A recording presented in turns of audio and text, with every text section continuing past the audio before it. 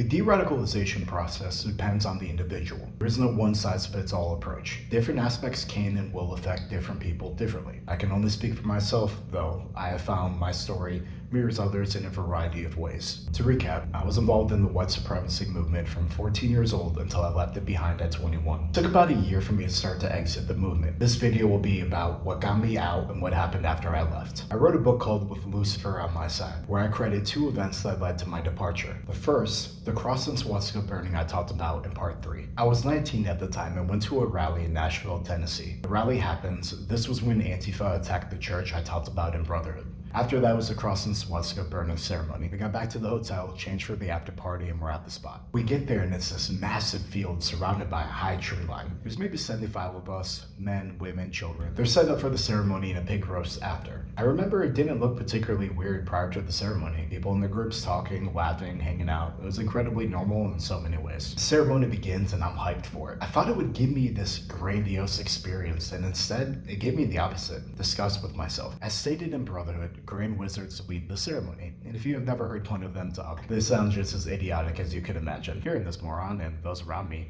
I just felt gross. I saw the hoods they wore and matched them with the Antifa cowards who were just protesting us. It was the first time I ever had that moment of, what the fuck am I doing here? How'd I get here? The second and real beginning of my process out was about a year later in Detroit. I was working up there and a couple of family members dragged me to this club in the ghetto. After the second rap group brawl broke out, I tried to get my family out. They chose to stay and I waited for them outside. I was a skinhead. Being in a black club wasn't my scene anyway. I was at this park table outside the club and this black woman, probably in her late 20s, sat down on the opposite side of the table. I looked at her, nodded, but I wasn't trying to talk to her. You weren't supposed to engage the enemy if you didn't have to. She charmingly started talking to me and slowly I opened up. She was incredibly friendly and eventually we got on the topic of history, because she was a history teacher and I was going back to college for my degree in history. Randomly, she asked me if I was a skinhead. To this day, I could not tell you why. Yeah, I had the tattoos, but they were on my right arm and she was on my left. My head was shaved, but other people shaved their heads too. I never understood why she asked me that, but I replied with,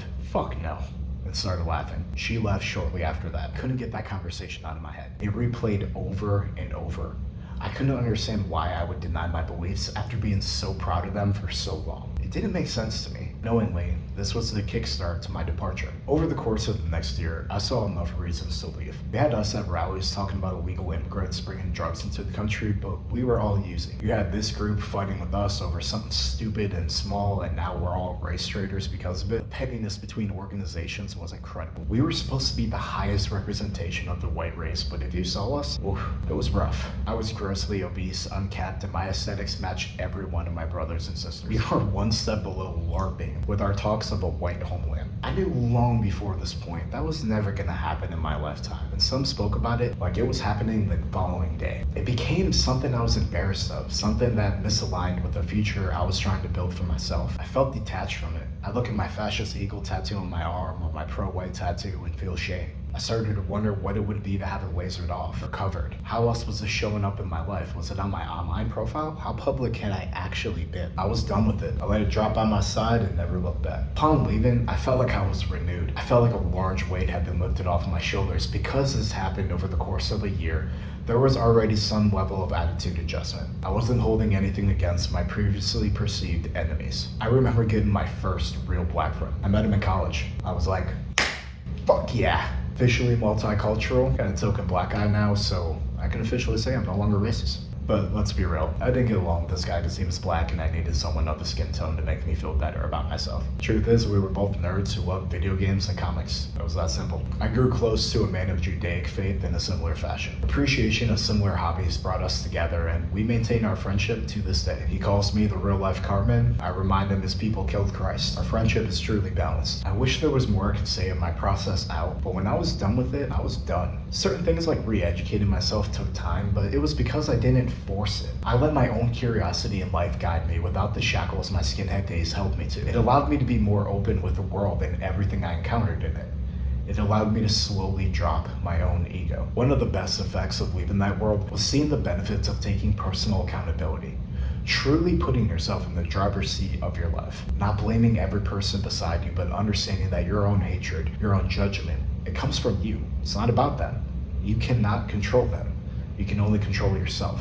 Once you recognize this, you realize the judgment doesn't make sense, and for me, it would only make me feel worse, like I was returned into the hypocritical and insecure person I once was. I shot this series unfiltered, raw, and ugly for a reason. None of this was an opportunity for me to release some old form of anger. As I said in part 6, if you can get past the views, the slurs, the radical ideals, you can find the cracks in their system. I stand behind that. It's the shock value intended to tug on your emotional side. They use to hide the fact they're not based in any objective reality. It's the hood they hide behind. Go beyond it. In part 2, the philosophy of neo-Nazis, I specifically wore that shirt to further emphasize the point that I was not to be taken seriously by anyone for any reason. I was as much of a joke as you'd think I was. The cracks in my own system were in neon glowing letters the entire time I was involved, but it took me a while to stop ignoring them. I didn't take life seriously. I didn't take myself seriously. Not just in regard to my skinhead activities or thoughts, but in every way. I was reckless, out of control, and had no regard for myself or others. Not feeling an ounce of love, respect, or value within myself projected outwards, and anyone within my radius got to see it. There is an obvious separation between who I am today and who I once was. I hope that was clear throughout. If not, understand this series is not intended to spread my old message. It's not intended to be a new conduit for others to find this lifestyle. It's here for one reason and one reason only: to create dialogue, to get people talking, to challenge their perspective on the lifestyle they live, their philosophy, and their views. This has always been my sole goal with these videos. At no point in any of this did I ever intend to end racism. That goal is a foolish one, a myth in your own idea of utopia. There will always be some version of it. Once it was religion, then lifestyle, then race, and now it's are you red or are you blue? People are collective naturally. We find the tribes that make us feel safe, and in every circumstance, it eventually becomes us versus them. In our modern Western society, a disagreement on political stance will place two people on the black and white lines I used to live according to. It's stupid. Some of the best friends I've ever known have complete shit political stances. I don't judge them for it. All joking aside, some of my strongest allies today are people who view the world through a different lens than I do. Whether it's for religious, philosophical, or political reasons, we differ, we separate, but we also recognize one another as valuable. We can see the person behind it, and when we align, we typically find we're actually not that different at all. I called this project Rods and the Axe as a reference to the fascists, a Roman symbol of unity and power Mussolini adopted during World War II. It is said a Roman general was speaking to his soldiers who were rattled by loss. In an attempt to encourage them, the general picked up a single stick and held it up to his troops. He explained that alone, a single stick, like a single soldier, will easily break, but if you grab many,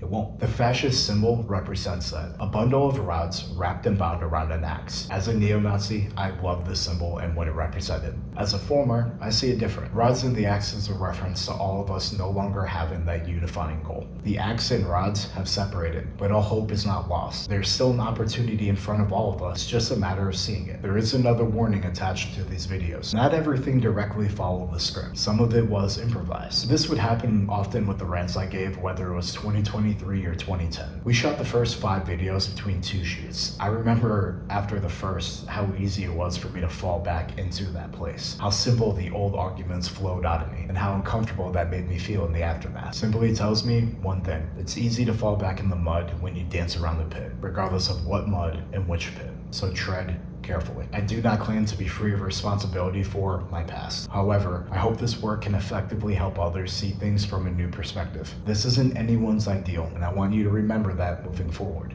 Thank you.